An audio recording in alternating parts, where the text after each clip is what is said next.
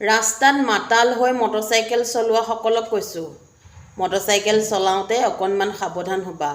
তোমালোকৰ মটৰচাইকেলৰ খুন্দাত কাৰোবাৰ জীৱনো যাব পাৰে, হয়তো তোমালোকো ঘূণীয়া হ'ব পাৰা। তোমালোকতো ঘূণীয়া হ'বাই, জীৱনটো যোৱাজনৰতো যাবই, কিন্তু তোমালোকৰ ঘৰখনৰ মা দেউতাৰ কথা এবাৰ চিন্তা কৰিবা। যদি চাকৰিয়াল হাই-ফাই চাকৰি কৰা, টকা পইচাৰ অভাৱ নাই, তেতিয়াতো বহুতেই ভাল কথা।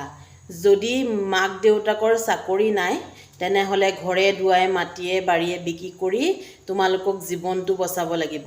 আৰু তোমালোকে কি বুলি ভাবিবা তেতিয়া? তোমালোকৰ লাজ নালাগিব তেতিয়া যে মদ খাই মাতাল হৈ গাড়ী চলাই বা বাইক চলাই এক্সিডেণ্ট হৈছিল মোৰ? ক'বলৈ অকণমান বেয়া নালাগিব তোমালোকৰ? সেইকাৰণে কৈছোঁ, ফূৰ্তি কৰিবলৈ অকল মদেই প্ৰয়োজন নহয়, ফূৰ্তি কৰিবলৈ বেলেগো কিবা কিবি ধেৰ প্ৰয়োজন। মা দেউতাৰ লগত ফূৰ্তি কৰাচোন ঘৰতে থাকি। বিয়েৰ খাবলৈ গৈ, মদ খাবলৈ গৈ ৰিজৰ্টত বা ধাবাত, সেয়াহে কি ফূৰ্তি নেকি? সেয়াহে জন্মদিনৰ পাৰ্টি নেকি? তোমালোকে ঘৰতো পাৰ্টি কৰিব পাৰা মা দেউতাৰ লগত পাৰ্টি কৰিবাচোন, কিমান সুখ অনুভৱ কৰিবা। তোমালোকৰ চিন্তাত মা দেউতাৰ ৰাতি টোপনি নহা হৈছে, নহয়নে বাৰু?